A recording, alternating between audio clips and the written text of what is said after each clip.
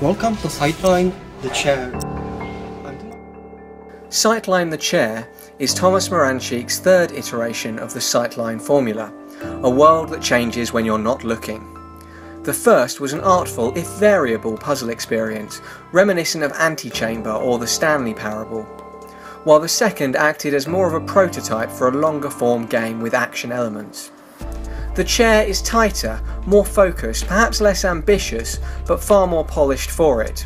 As such, it is a comfortable frontrunner as one of the first demos you will want to load for friends when showing off the DK2.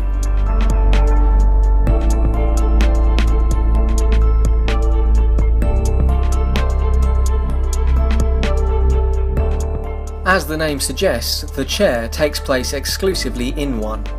You don't move at all, but your environment shifts around you so much and so dramatically that by the end you'll certainly feel like you've been on a journey. You start at a desk with a message from the creator on your computer.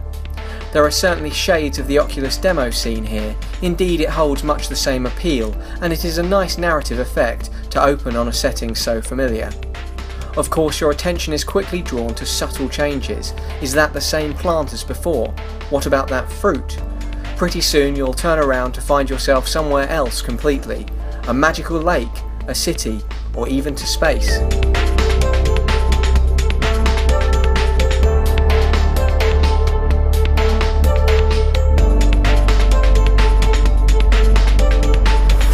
It is an uneasy, almost uncanny sensation in turning back on something that you can't help believe is really there, only to have it transformed into something or somewhere else. This is mostly played for wonder very effectively, but occasionally Sightline pokes at fears. This touch of horror is never overdone in the slightest, never to the point of true unpleasantness, but it will play on a sense of unease to modulate the emotional tone, producing an overall experience that is quite affecting. The finale could perhaps do with being bigger or more meaningful though, even if it just opted to take the somewhat cliched route of having you end where you started.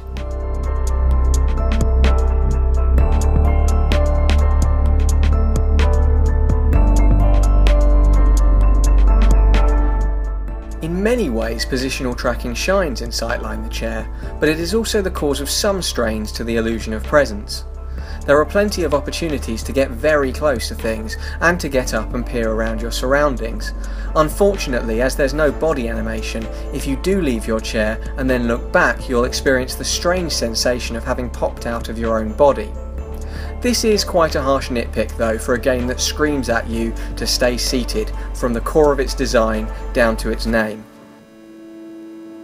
Of the three iterations of Sightline, the chair is easily the best experience. It is comfortable, accessible and wondrous.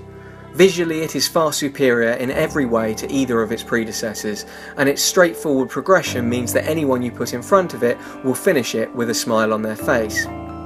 It does not, however, point at a clear next step for this particular concept.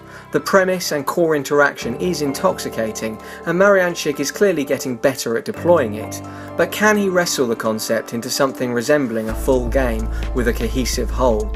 This is certainly his ambition, and I am eager to see that whole, but the chair perhaps indicates that he doesn't even have to. These are among the most captivating 15 minutes of standalone entertainment in VR right now. And Sightline the chair acts as a fantastic ambassador for any newcomers to the medium.